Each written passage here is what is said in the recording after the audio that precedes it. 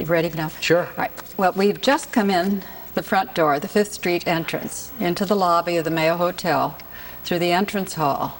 And all of the cars that arrived at Mayo came onto the 5th Street side, although there is a Cheyenne side. We're now standing in the lobby of the Mayo Hotel, and at this moment it is now 2 stories, which it has not been in recent years. It is now the way it was originally from the standpoint of being 2-story lobby.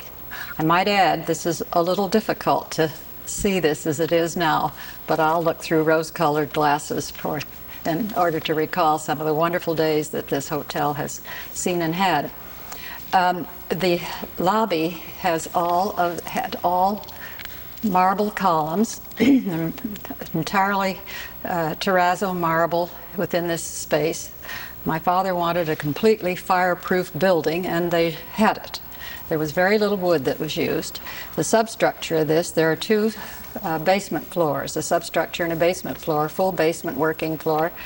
And this had about 300 feet of steel foundation. And that became available at the end of the Second World War. Steel that was to have been allocated for battleships was not used, and therefore it became available for the structure of the hotel. And the hotel opened in February of 1925, very, very festive time.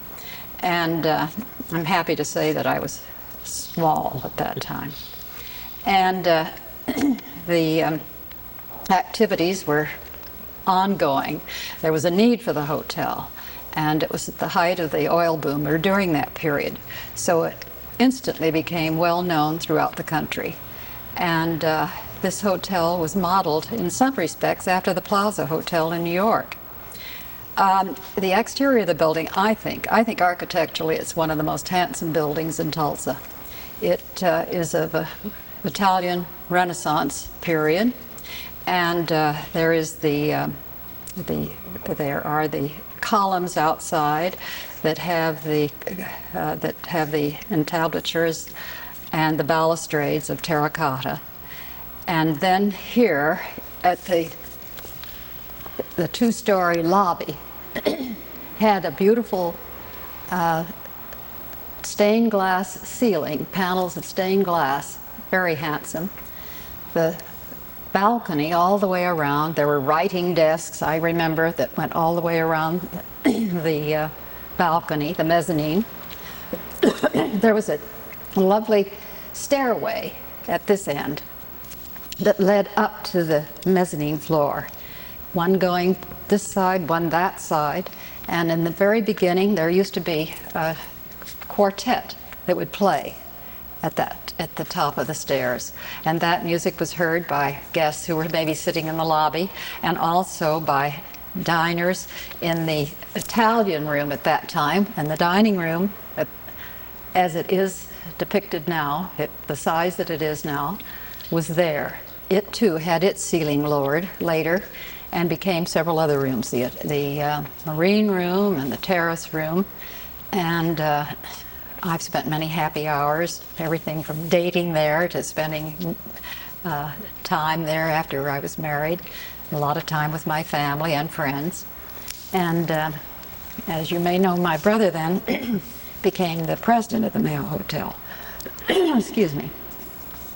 My parents lived here until their death. My mother died in 72 and my father died in 72 and my mother in 74. And they lived here from 1941 on. And I know that the mezzanine floor and the area down here has many happy memories for me. One of them, I had a lovely wedding reception here, and we were using both areas, the mezzanine and here. On the mezzanine, they had the founder's room and portraits of my father and my Uncle Cass, both of whom built the Mayo Hotel, owned the Mayo Hotel. And then there were surrounding rooms for one called the French room, one called the English room. And they had very beautiful private parties there. Also, they had eventually the Crest Club. The Crest Club was built in anticipation of when Prohibition would be repealed. And Prohibition being repealed here in 1959, my father had a habit of, he had the clocks always set 5 minutes ahead. And that was the idea. There was no reason to be late. You had ample time to get there. So that the story goes that when Prohibition was repealed, there was a liquor store there at the very corner of the building, and it was the first one to open in the city. There's nothing meritorious about that, but be that as it may, that is a fact. And there were different shops around the outside of the hotel. There was a drugstore, there was a haberdashery at one point, there was a cigar stand, and smoking was certainly with us. And the reception desk was here on my right. And the elevators, the 4 wonderful elevators, the Mayo logo was used on everything. Stationery, menus above the elevators, on the elevator doors, the entryway.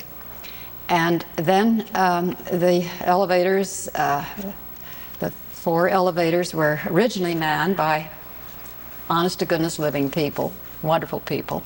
There was a story, we've had many marvelous people who have stayed here in the hotel, lots of presidents who have, well, maybe not at the time they were presidents, have been here, and many dignitaries as well as celebrities.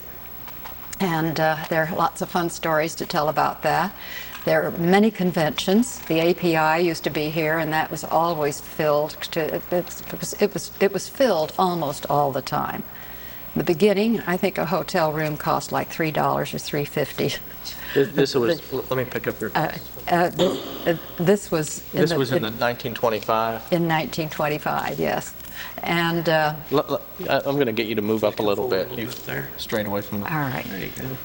And then on the 16th floor was the scene of so much beautiful activity. That was the Crystal Ballroom. And the chandeliers, hence named the Crystal Ballroom, due to the beautiful crystal chandeliers that were purchased in Czechoslovakia. And I think at that time they cost something like $3,000 a piece, which was certainly considered an extravagant purchase. Marvelous prisms on them.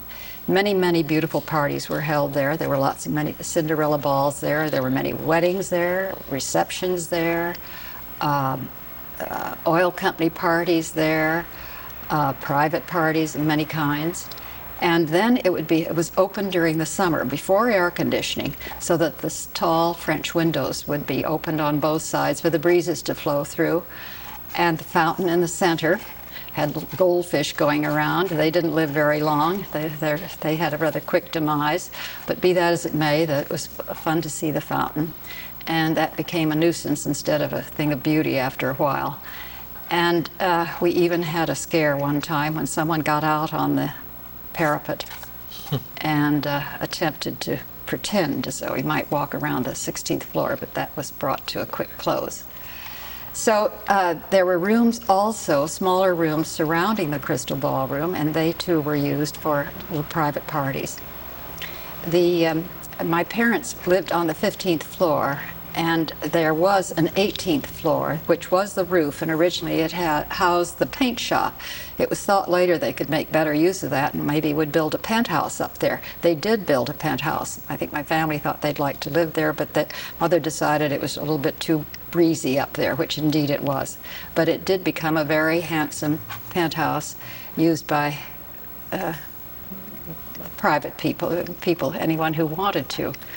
Then there were J. Paul Getty, lived here quite a bit of the time, even though he owned a home here for a while. He seemed to prefer to stay here. A good friend of his was Charlie Chaplin, who would come at his invitation and spend some time here at the hotel. I remember Mike Romanoff, the ersatz Prince Mike Romanoff, was part of the construction crew here at the hotel. And later he came back as a guest, and before he opened his famous restaurant in California, in Los Angeles, Beverly Hills, I think he passed a hot check. And mentioning money there, my father liked fresh, clean money. So there for a while, if you paid your bill or if you asked to have a check cashed, you got fresh, clean money. And, oh, let me see, there's Well, some, let me ask you Yes. one thing about before we get too far from the Crystal Ballroom. I told you we had some film of the Dairy Princess contest. Oh, yes. Is that where that would have taken Yes, place? Is up on the yes, yes. 16th floor? And Yes, that it was would have. the that was the ballroom. That was the the ballroom. That was the ballroom. And the smaller ballroom was the one on the mezzanine after this was closed in, after they ceilinged it. And one of the reasons they lowered ceilings was, you see, naturally at that time there was no air conditioning. And all of the rooms were high ceilinged rooms, and I might add they all had ice water, which was running from the spigots, and that was unheard of at that time. And we had servitors in each door, in each room, and you could open the door on your side and leave your cleaning or your laundry, and they could open the bellboy or someone from the laundry could come and open it on the outside without ever disturbing you, and then place it back there when it was ready. And then when the air conditioning was installed, it was necessary to lower the ceilings in order to house the necessary equipment for that. This was kind of the hotel. It was the right hotel for those booming oil times. Exactly. Lots of people coming into Tulsa, lots of people with lots of money. Exactly. It was the Mayo, and very, very much the hotel at that time. This is kind of an important, maybe not important Milestone. for you, because It is. how long has it been since you've been in here? I don't think I have been in here since 1974, 20 years. I just didn't want to see it again after that. I had my wonderful memories, and I certainly have not wanted to see it like this, so I bit my lip and came at your request. My brother turned you down. I know that. Not really, but he did. He's here in spirit. I know that. I mean, I've talked to him about it, and he has so many wonderful tales to tell about people who have been here. I always considered him the front man. People loved to meet him, loved to be with him. My father liked attention to details and all the technical parts of it.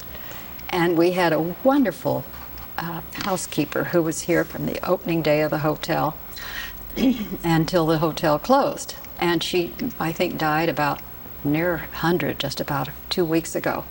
And she did not walk among the halls, she ran. She ran from floor to floor and room to room, one of the most efficient persons, and expected good service as a result, and it was received.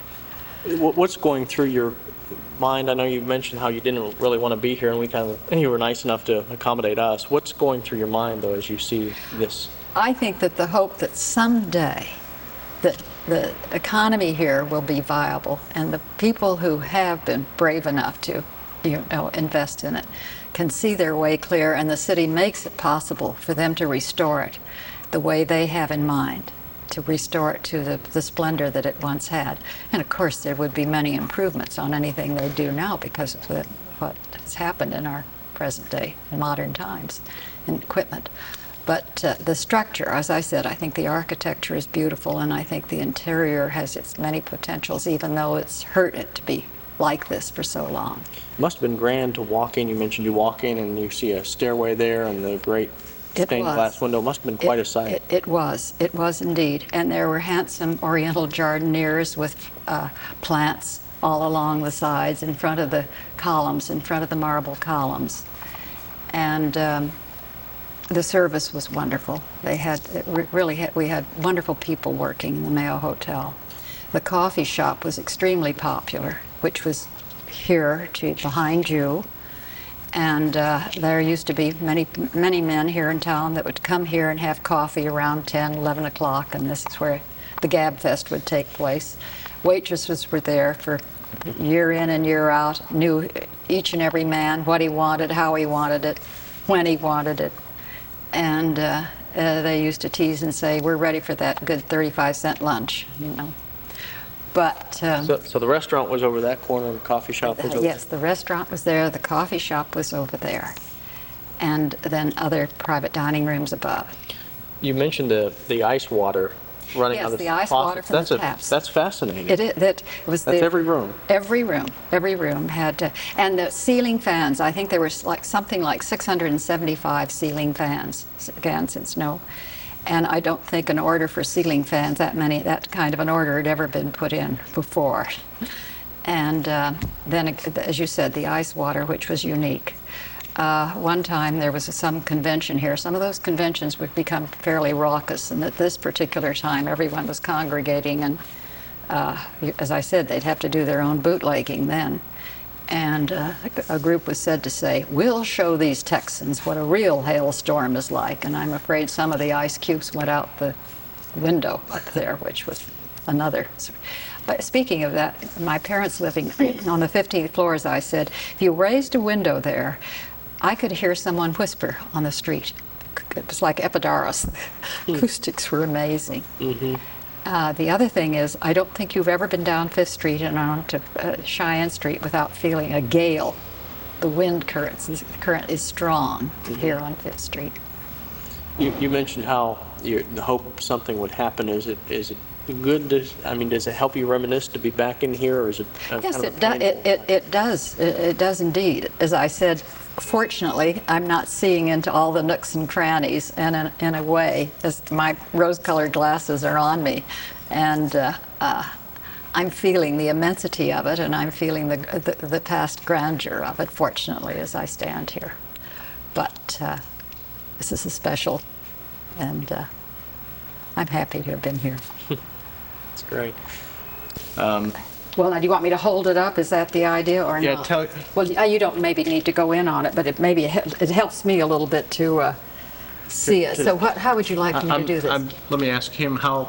I like how you were showing me the logo and the rooms and anything you find in there that's interesting. Just feel free to talk about. All right, let me get some, because some of it I brought along that I don't think is necessary to use. Well, we can edit that out if you come across. Oh, good. All right.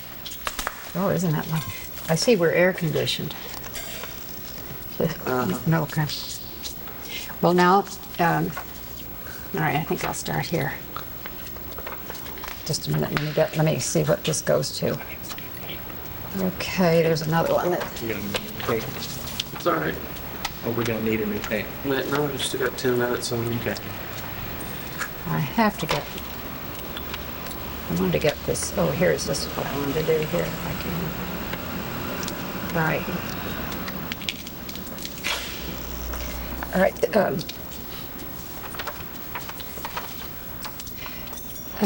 This is a hotel magazine that's published nationally called Tavern Talk, and this particular issue is 1925, the year that the hotel was open.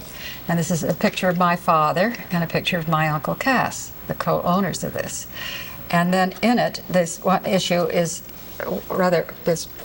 dedicated to the hotel and the opening, and it's showing a picture. There is one of the lobby here, and there's one, the area where we're standing, but there's nothing you see here called the Italian dining room.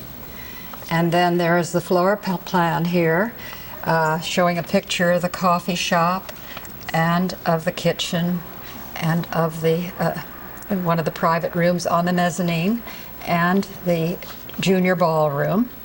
Then these are all the floor plans. This was, the architect for this was George Winkler was his name. And then there are other, the barber shop was in the basement. It was a wonderful barber shop. You know, everyone that you could, had your shoes shined, and you had your suit, your serge wool suit brushed properly before you left. And then here are different, let me see here. Here's another picture of the ballroom and a picture of one of the bedrooms. That's in its original form, I guess. In 1925, exactly. In I guess people didn't 1925. sleep together then. They had. Lots of twin beds. I guess that was considered quite a luxury then. Do you suppose? I guess so. Might have been on that. And I think it's changed somewhat now. And here are some others of of a later restoration period. And color has been added. A lot of the natural colors were used then. And of course, as I said, with so much marble being used. And this shows a picture of the penthouse, how that space was created. I mentioned to you that once upon a time the area had been a paint shop, so it certainly came to better use here. We had our own printing shop, and we had they had their own cleaning, laundry room, storage room, refrigerators. There was no such thing then as deep freezers or refrigerators, so they had a huge room where you could keep meats and foods that needed to be cold in these storerooms.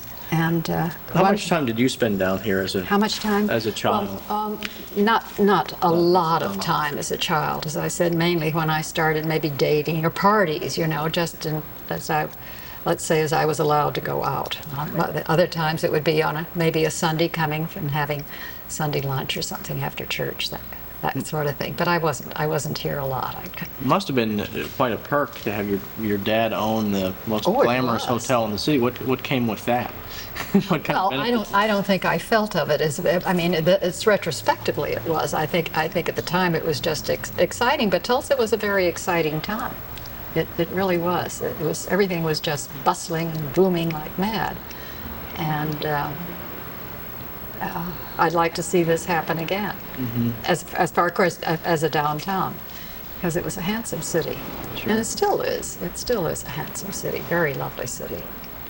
Is there anything else you want to show us, or is that all stuff we should just take back and take pictures? I think maybe if you go back and just sort of go through it as you wish, that...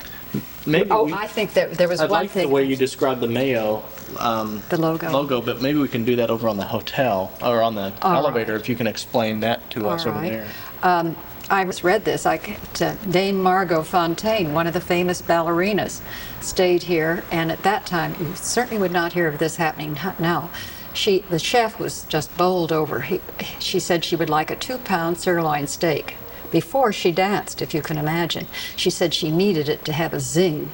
Well, now today, I don't think a ballerina would consider eating anything possibly before she danced. So things in that respect have changed. And you said $3.50 got your room here in 1925? And I think $13, very nice suite. And do you want to go back? And what about more current day? How did, I guess, prices just kept up with cost of living and all that type of thing? Yes. What, you know what they were? There was one... And later, before the hotel? Oh, I don't... I'm going to say that probably never more than $60. I don't know. I'm not the one to answer that. I really am not. I do know that on the 3rd floor, those were mostly salespeople stayed there, and they often came to sell their wares to shops here. They come with crystal and clothing and furniture, all kinds of different things that they had. Miss Jackson lived here for quite some period of time, and Mr. Chapman, Mr. and Mrs. Chapman. You mentioned everybody from Charlie Chaplin. I know John Kennedy stayed here. The list is just endless. At that time, where did they stay? Where did these important people...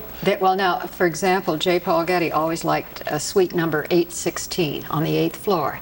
And I think I heard someone say they still have that door of 816.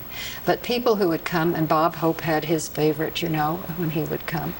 And they usually stayed in some suites. Most of the nice suites were on the corners. Either on the west side, on the southwest side, or on the southeast side. Were they on every suites on every floor? But there were also very nice, spacious rooms with a sitting room, and many of them were up high. But there were other people who did not like. We had some of the permanents who stayed here who did not want to be any higher than the 5th floor. It's, you know, there's that feeling about, even though we were very fireproof, they still had that feeling about what if the elevator doesn't work. Who did you get to see? I mean, did you ever get to see any of these stars, or did your father introduce you to them, or how? Yes, he did. I was introduced to Bob Hope. I was introduced to Mrs. Roosevelt, and I was introduced to several of the opera stars who came here many years ago. I remember also one, John Charles Thomas. That won't mean anything to you, but I think the thing that fascinated me about him was they told me he wore a girdle. Probably needed one, but that voice just bellowed forth beautifully. And there were, quite a few different movie stars that I remember meeting. And I even met a wrestler. What was his? Gorgeous George was his wrestler. Don't ask me why do I remember that? It must have been the age. I remember him too. He was more recent though, wasn't Is he? He may be. I don't know. I remember Gorgeous. I don't know. Gorgeous George. I don't know. But and each star, there wasn't one suite for the important people. There wouldn't be one. Well, I suppose they did use one more than another unless a person had his own request. Mm-hmm. But there was no, like on the top floor, it wasn't the presidential suite like we have now, or was there?